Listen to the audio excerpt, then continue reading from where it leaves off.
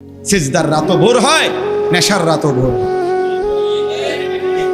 হ্যাঁ, আজ রাত যে যুবক আল্লাহকে সিজদা দেয় তারও ভোর হয়, যে মদের নেশায় পড়ে থাকে তারও কি হয়ে যায়, ভোর হয়। স্বার্থপর এই দুনিয়া যুবক, নওজওয়ান মনে রাখো, স্বার্থপর এই দুনিয়া কারো কথা মনে রাখে না, কারো জন্য থেমে থাকে না। আমি এই পরশুদিন দেখছি, গতকালকের আগের দিন সকাল 6:30 বাজে আমি আমার বাজারে, ময়নামতি সাবের বাজার, ওইখানে দেখছি একটা হাইয়েস্ট গাড়ি একটা ট্রাকের মুখোমুখি হইয়া, হাইয়েস্ট গাড়িটার ড্রাইভারটা জাগাত তারে বাইরে করছে টাইম না হেসরাইয়া, কিছুক্ষণের মধ্যে লোকটা মারা গেছে। আমি একটা জিনিস খেয়াল করছি, অনেকক্ষণ তাকাইয়া আমার সাথে ড্রাইভারের আমি বললাম, কি স্বার্থপর এই দুনিয়া, একটা গাড়ি কেউ তার জন্য থামলো না, কারো হাতে সময় নাই, সবাই হরন দিয়া সাইড করে এমনে হেমনে করে সব চলে যায়, কোনো ড্রাইভারও থামে না বন্ধু, যে একটা লোক তো মরে গেছে, আরে মরে গেছে, তুই মরে গেছ, আমার হাতে সময় নেই। এই জন্য স্বার্থপর এই দুনিয়া, বড় স্বার্থপর, হয় কারো জন্য থামে না, কারো কথা অপেক্ষা করে না। চলতে তোমার কথা কেউ মনে রাখবে না। তুমি যদি নষ্ট হয়ে যাও, তুমি যদি কবরে আযাব হয়, তোমার যদি জাহান্নামের আগুন তোমারে পুড়তে হয়, আল্লাহর কসম বন্ধু, তোমার পতন তুমি করে দিলা, নিজেরে নষ্ট তুমি করে দিলা, শেষ পর্যন্ত দেখবা কেউ তোমার কথা মনে রাখবে না। এই পৃথিবী ধোঁকা, ধোঁকা। চলো এই জন্য আল্লাহর দিকে ফিরে আসি।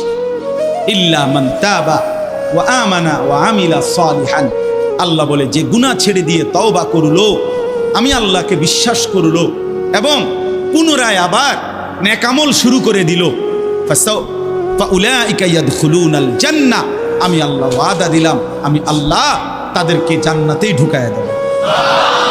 ওয়ালা ইউজলামুনা শাইআ, কোনো জুলুম করা হবে না এক বিন্দু। অর্থাৎ পেছনের গুনার জন্য আমি লজ্জা দেব না, বরং তওবা করার কারণে, ফিরে আসার কারণে, নতুন করে আবার নামাজ সেজদা বন্দিগি পাক পবিত্র জীবন চলার কারণে এখন থেকে নিয়ে বাকি জিন্দেগির আমলের বরকতে জান্নাত দিয়ে দেব। এই জন্য প্রিয় সন্তান, প্রিয় কিশোর, নওজওয়ান, যুবক, চলো ইনশাআল্লাহ বদলাইবার সিদ্ধান্ত নেই।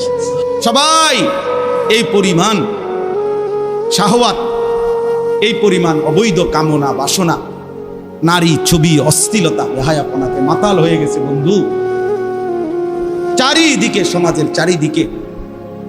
হজ্জের সফরে ছিলাম, যে কয়দিন যাই খোঁজ খবর নিছি, দেশের খবর একটাই, হত্যা, খুন, ধর্ষণ, নারী নির্যাতন। আর সবচেয়ে আশ্চর্যের কথা হলো, আমি মনে হয় আমার এই ছোট্ট হায়াতে গত 30 বছরে আমি যেই কথাটা এতবার শুনি নাই, গত 2 মাসে বারবারই শুনি চারিদিকে পরকিয়া। এটা এই পরিমাণ সমাজে বেড়ে গেছে, অসভ্যতা, যে স্বামী থাকতো নারী অন্য পুরুষের প্রতি আসক্ত, স্ত্রী থাকতো ওই জানোয়ার অন্য নারীতে আসক্ত, এটা খুব বেশি পরিমাণ বেড়ে যাচ্ছে, যার কারণে আপনজনকে হত্যা করতে পর্যন্ত লজ্জিত হচ্ছে না। এর চাইতে বড় আশ্চর্য, আশ্চর্য বাংলাদেশে এর চাইতে বড়, এর চাইতে দুর্ধর্ষ হত্যার ঘটনাও 2 দিনে কি হয়ে যায় খবর বোঝা যায়। কিন্তু এখানে কেন বোঝা যাচ্ছে না? বোঝা যাচ্ছে এটা স্পষ্ট, আপনজনের এটা ধামাচাপা দেওয়ার জন্য সব রকমের প্রসেসিং করা হচ্ছে, সব প্রসেসিং করা হচ্ছে। অসহায় ইমাম মুয়াজ্জিনকে বেইজ্জতি কেউ করতে পারে নাই, কোন আলেমে দ্বীন ইনশাআল্লাহ বেইজ্জতি হবেও না ইনশাআল্লাহ। মনে রেখে, মনে রেখে, গতকালকে রাত্রেও আমাদের কুমিল্লায় গত 3 মাস আগে একজন আলেমে দ্বীনকে একজন প্রিন্সিপাল বেইজ্জতি করছিল, অপমান করে সামান্য অজুহাতে মসজিদ থেকে বিদায় করে দিছিল। ওই কলেজের ছেলেরা গতকালকে রাত্রে ওই মসজিদের ভিতরে ঢুকাইয়া 9 ঘন্টা আটকাইয়া তারে, তার হাতে ছাত্রদের উপস্থিতিতে তারে পদত্যাগ পত্র দিয়া ঘাট ধরে কলেজ থেকে বের করে দিছে। আল্লাহ তাআলা বেইজ্জতি করে দেখায় দিছে। ছাত্ররা বলছে, স্যার সই দেন, আপনারে 50 টাকা দিব। মানে 50 টাকা, 100 টাকার লোভ সামলাইতে পারেন নাই, নেন। পদত্যাগপত্র সই দেন। এই জন্য দোস্ত, নারীর আসক্তি, জিনা, ব্যভিচার, পরকীয়া, অসভ্যতা, যুবক ভাই তোমরা বাঁচতে হবে। নওজোয়ান, আল্লাহ যদি হায়াত দেয় তোমরে, আগামী সময়টা তোমরা তো পৃথিবীতে থাকতে হবে। এই সমাজ, এই দেশ তো আলাদা করতে পারতা না, তুমি তো এই জমিন ছেড়ে দিতে পারতা না বন্ধু। সম্পদ যদি হয়, তোমরা সব ছেলে তো একসাথে চাঁদের দেশে যাইতে পারতা না, আরেকখানে যাইতে পারতা না। এই সমাজ নিয়ে বাঁচতে হবে, এই দেশ, এই মাটি, এই এলাকা নিয়ে তো তোমাদেরকে বাঁচতে হবে ভাইয়া। তাহলে এই সমাজ যদি তোমরা এভাবে নষ্ট করে দাও, তোমরা যদি সবাই বেনামাজি হয়ে যাও, নারী, ছবি, মোবাইলের অস্থির দৃশ্য ছাড়া যদি তোমাদের রাত না কাটে, দিন না কাটে, আগামী 20 বছর তোমরা সমাজ, তোমার অঞ্চল, তোমার ঘর পরিবার নিরাপদ থাকবে কেমনে? বাঁচবা কেমনে? চলবা কেমনে? চলবা কেমনে বলো ভাইয়া? 9 বছরের বাচ্চা মেয়ে যদি নিরাপত্তা না পায়, আমার সমাজ কি পরিমাণ অশান্ত হয়ে গেছে। হ্যাঁ, কেমনে বাঁচবা ভাই? তোমারও তো বোন আছে, তোমারও তো ছোট্ট বোন আছে, তোমারও তো ছোট বোন আছে, তোমার বোনেরও তো নিরাপত্তা দরকার। তুমি তো এই সমাজ থেকেই, এই পৃথিবী থেকেই কোনো না কোনো নারীকে বিয়ে করবা, তারও তো চরিত্রের পবিত্রতা দরকার, দরকার না? তো কেমনে মিলবে ভাইয়া? কেমনে মিলবে? সবাই যদি এমন চরিত্রহীন হয়ে যাও, নারী ছাড়া, ছবি ছাড়া, মোবাইল ছাড়া, উলঙ্গ দৃশ্য দেখা ছাড়া তোমাদের রাত কাটে না, দিন কাটে না, আমার সন্তানরা কেমনে আগামীর পৃথিবীতে তোমরা বাঁচবা ভাইয়া বলো? তোমাদের অনেক ছেলের চেহারা দেখলেই তো বোঝা যায় কতদিন হয় নামাজ পড়ে, কতদিন হয় মালিকরে একটা সেজদা দেয়। চুল নিয়ে এত ব্যস্ত হয়ে গেলা কেন? চুলের ফ্যাশনের উপরে এত অস্থির হইলা কেন? কে দেখে তোমার চুল? কীর্ত দেখে? কারে দেখাবো এসব চুল? মানুষের আর কাজ নাই, মানুষই বুঝি বইয়া বইয়া তোমার চুল দেখবে। তুমি যে সারাদিন চুল নিয়ে ব্যস্ত, শরীর পূজা, দেহের পূজা এভাবে করছো কেন?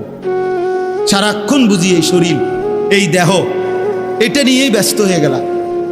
সারাক্ষণ একটা নারী বুঝি, একটা নারী, একটা ছবি, একটা বেডি, একটা উলঙ্গ দৃশ্য, এর জন্যই পৃথিবীতে আসা। এই রাত দিন বুঝি মোবাইলে দেখবা, ছবি দেখবা, নারী দেখবা, সারাদিন বুঝি নারীর জন্যই পৃথিবীতে আসা। তোমার আর কাম নাই, আর কোনো উদ্দেশ্য নাই দোস্ত আমার। ঠিক হলো না, ঠিক করলা না ভাইয়া, ভালো করলাম। অর্থাৎ যারা নামাজ পড়ে না, আল্লাযীনা তারাকুস সালাহ, টোটালি নামাজ যারা ছেড়ে দিছে, তারা প্রজন্মের উত্তম তো না, নিকৃষ্ট না, তারা কোনো জেনারেশনে না, তারা কোনো মানুষে না, তারা কোনো কিচ্ছু না, এর কোনো গণাতে ধরে না। ওই প্রথমেই বাদ গণাত করছে, অরে নিকৃষ্ট হিসেবে বলতে চাইছে আল্লাহ এখানে যারা তাদের নামাজকে নষ্ট করে দেয়। তাফসীরের মধ্যে লিখছে নামাজ নষ্ট করে দেয় মানে কি?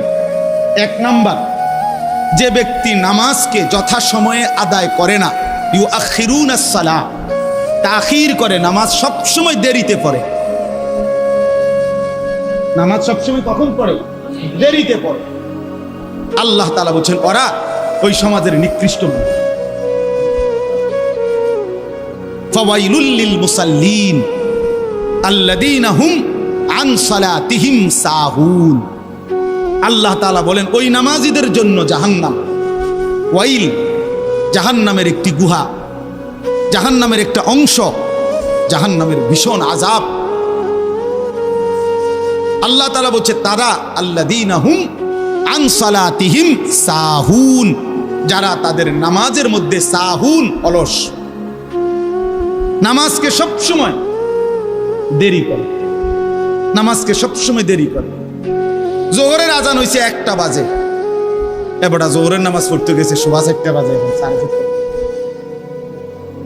ওরা নামাজ পড়ছে লুঙ্গিটারে বইটা, গামছা একটা কান্দে দিয়া, রুকু সিজদা 3-4টা মেরে দিল আর কি।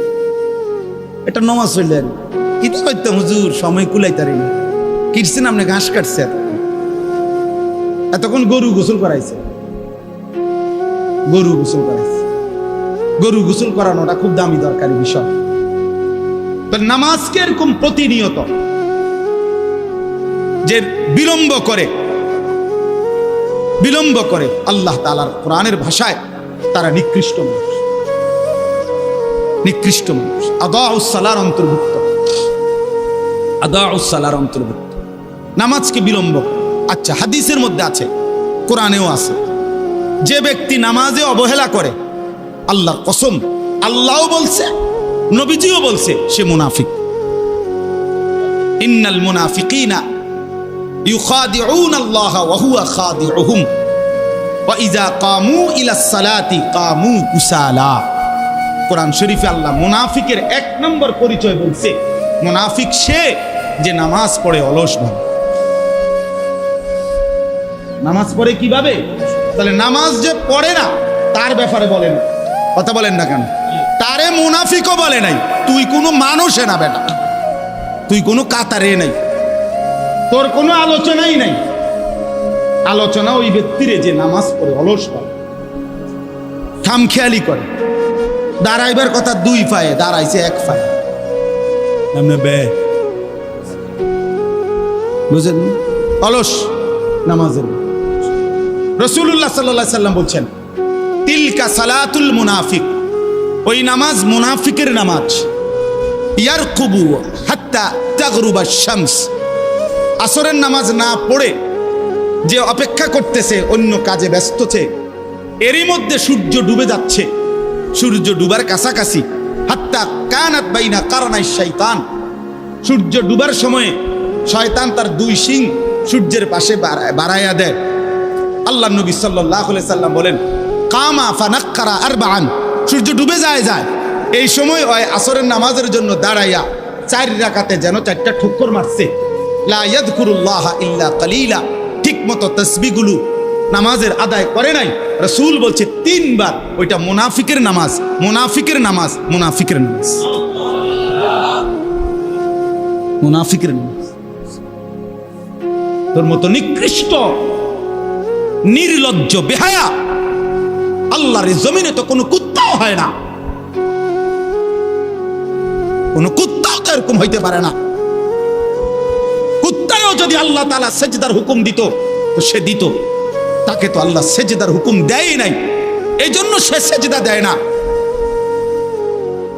তুমি নাফরমানের তো আল্লাহ সেজদার হুকুম দিছিল, দিলা না কেন? তোমার তুলনা তো জানোয়ারের সাথেও হয় না। এই জন্য তো আল্লাহ বলছে বালহুম আদাল, ওই জানোয়ারের চাইতে নিকৃষ্ট।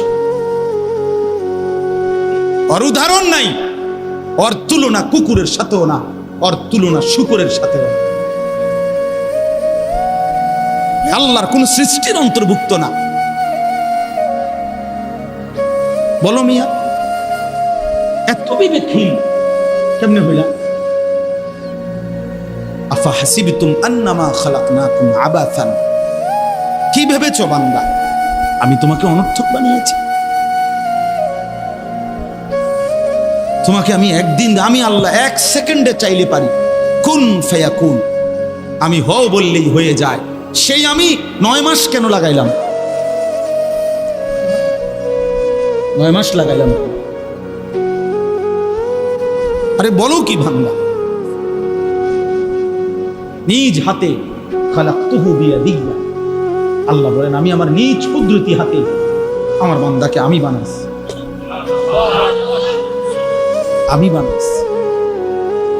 বড় যত্ন করে 1 ফোঁটা নাপাক পানির মধ্যে এত চমৎকার ডিজাইন পৃথিবীর কেউ কল্পনাও করতে পারে না। ইন্না খালাকনাল ইনসানা মিন নুতফাতিন আমশাজ, বীর্যের 1 ফোঁটা থেকে আমি আল্লাহ তাআলা মানুষকে বানিয়েছি। এত সুন্দর চমৎকার নাক কান ডিজাইন। কোন পানির 1 ফোঁটার উপরে, 1 ফোঁটা পানির মধ্যে কেউ কোনো ডিজাইন করুক, কি দিয়ে করবে? পানির উপরে ডিজাইন করে কেমনে? আবার রব্বুল আলামিন বলে সেই পানির নাপাক ফোঁটা দুর্গন্ধযুক্ত, আমি তার মধ্যে এমন সুন্দর একটা ডিজাইন করেছি।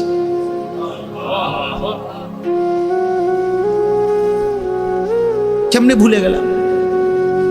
মা গাররাকা বিরাব্বিকাল কারীম, আমার মতো মেহেরবান দয়ালু মাওলা 24 ঘন্টা যে তোমাকে অজস্র অগণিত নিয়ামত দিচ্ছি, এই আসমান জমিন, এই চাঁদ সূরজ আলো বাতাস, 1 সেকেন্ড বান্দা এই বাতাস বন্ধ করে দিলে তুমি নিশ্চিহ্ন হয়ে যাবে। তুমি এই পৃথিবীতে নিঃশ্বাস ত্যাগ করে মৃত্যুবরণ করবা। একটা নিঃশ্বাসের জন্য তুমি এতটা মুখাপেক্ষী আমি আল্লাহর কাছে, সেই আমাকে একটা সিজদা দিবা না? সেই আমাকে একবারও ডাকবা না?